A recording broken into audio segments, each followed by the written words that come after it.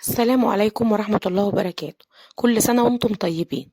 هنعمل النهاردة مع بعض القطايف. هنعملها بطريقة حلوة قوي وسهلة قوي كمان، وكمان هتكون معانا اقتصادية وبقل التكاليف. يعني بكوبايتين دقيق وشوية مية هتعملي أحلى قطايف، وهتطلع معاكي مقرمشة ومش هتشرب منك ولا نقطة زيت. وهقولك على المكون اللي بيخلي العجينة تتشرب منك الزيت وانت بتقليها علشان ما تستخدموهوش، وهعرفك كل مراحل العجينة عشان تنجح معاكي من أول مرة. وإن شاء الله هنعمل مع بعض أحلى عجينة قطايف ممكن تقدميها لولادك ولضيوفك طول شهر رمضان، وهتبقى أحلى وأطعم من بتاعة بره، وهتبقى أوفر بكتير من الجاهز. يلا بينا نبدأ، بس يا ريت اللي أول مرة يشوفني لايك وشير واشتراك للقناة علشان يوصل لكم كل جديد. يلا بينا نبدأ ونسمي الله ونصلي على الرسول عليه أفضل الصلاة والسلام. اول حاجه هنجيب معانا الخلاط نضيف فيه المكونات كلها، وطبعا مفيش ولا بيت مفيهوش خلاط، ولو ما عندكيش ممكن تستعملي ايديكي او مضرب السلك اليدوي. اول حاجه بنزل بيها كوبايه من الميه، وبعد كده بنزل عليها بكوبايتين من الدقيق، ولكل كوبايه دقيق معلقه كبيره من النشا، ودول معلقتين كبار من النشا تخلي العجينه معانا مقرمشه.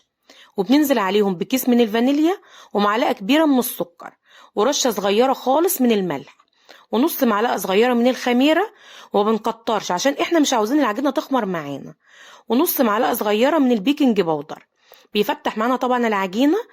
وبعد كده بننزل بكوبايه الميه الاخيره، يعني كل كوبايه دقيق بتاخد معانا كوبايه.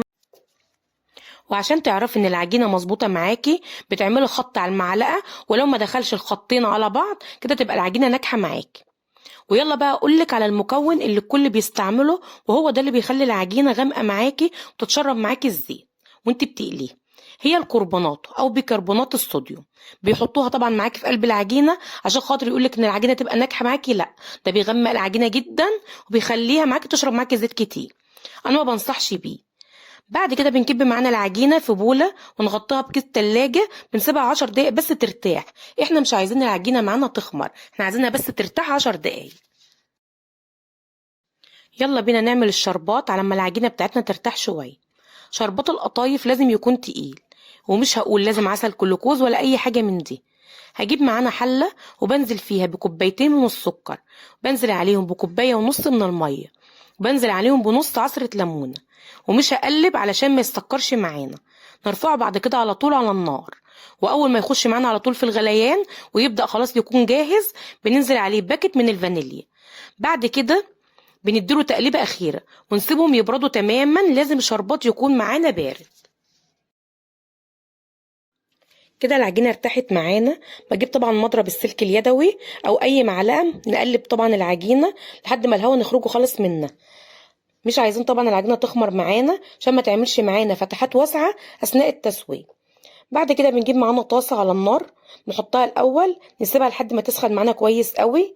اهم حاجه تكون معانا طاسه غير لاصقه. بعدين بنخلي النار معانا وسط، وبعد كده بنصب العجينه على قد الشكل اللي انت حباه، وكل شويه تقلبي العجينه قبل طبعا ما تصبيها معانا في قلب الطاسه. وما تلمسيش العجينه غير اما تلاقي العجينه بدات تجف معاكي وما تلاقيش اي اثر معاكي للعجين. تكوني طبعا محضره معانا صينيه وعليها فوطه، وكل واحده تطلعيها لازم تحطيها على الفوطه على طول. يلا بينا بقى كده نجهز الحشو بتاع القطايف. انا هنا جبت معانا سوداني ضربته في الكبه، ما نعمتهوش قوي.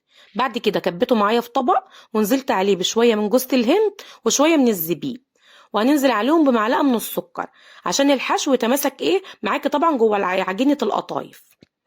بعد كده بنجيب معانا القطايف وكوبايه من الميه، عشان وانت بتقفليها بتبلي صبعك من الميه عشان تتقفل معاكي على طول. بس انا هنا بصراحه ما لقيتش القطايف بتاعتي محتاجه ميه ولا اي حاجه، هي اتقفلت معانا على طول كويس قوي. بعد كده بنحشيها زي ما انتم شايفينها كده بالشكل ده، ونرصها بقى معانا على طبق، ونروح على طول نسخن معانا زيت ونشوف هنعمل ايه.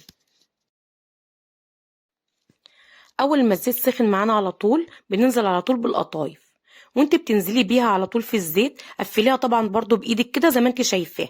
ده برضو بيبقى امان ليكي عشان ما تفرطش منك في قلب الزيت. بنقلب طبعا على طول، ما تستنيش اما تاخد معاكي لون من تحت، لا بفضل ايدي فيها على طول زي ما انتم شايفينها كده عشان كلها تبقى واخده لون واحد وتبقى طالعه معاكي مقرمشه.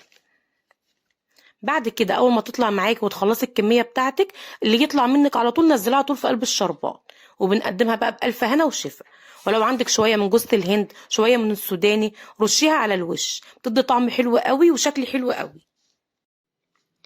ده شكلها النهائي، مش عايزه اطول عليكم اكتر من كده، وهي سهله قوي وبسيطه واقتصاديه، والكوبايتين الدقيق عملوا كميه حلوه قوي معانا. يا ريت تجربوه. بس اهم حاجه ما تنسونيش في اللايك والاشتراك في القناه عشان يوصل لكم كل فيديوهاتنا القادمه في رمضان. والسلام عليكم ورحمه الله وبركاته.